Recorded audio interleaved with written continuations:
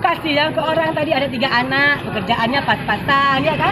Kami nggak mungkin, harus pasti kami terus, pasti ini enggak. Kami minta yang tepat sasaran.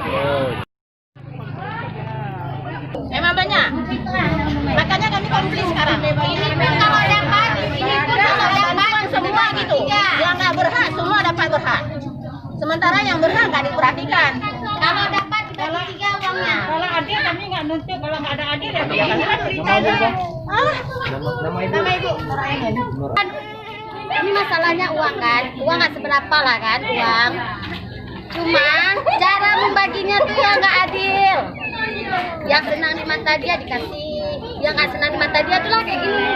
Tempat sasaran. Nah, kok saya Penduduk baru dapat, yang lama-lama nggak dapat, nggak diperhatikan. Nah yang sementara yang tua-tua juga banyak yang nggak dapat. Saya janda, Kalau saya janda dibilang kenapa nggak minta sama anak? Emangnya anak saya ngasih selalu? Banyak yang lain. pensiun mukanya 2, kalau nggak cocok bilang nggak cocok saja. Ya. Sama tadi apa sih? Dibagi satu kakak bagi 3. Satu kakak bagi 3. Satu kakak bagi 3.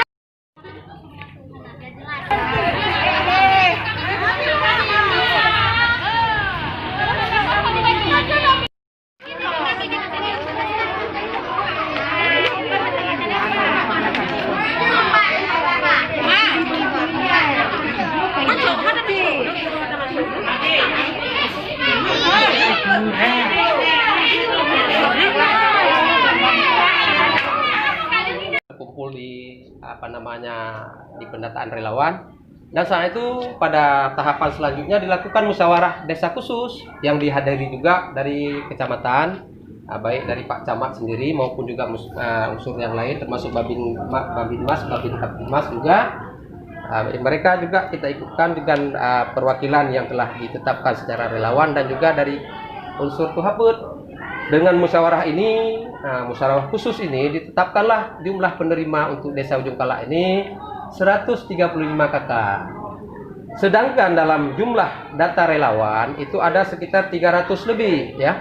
Oleh karena itu jumlah sisa ini kalau kita lihat dari kami usulkan secara aturan, kami tetap mengusulkan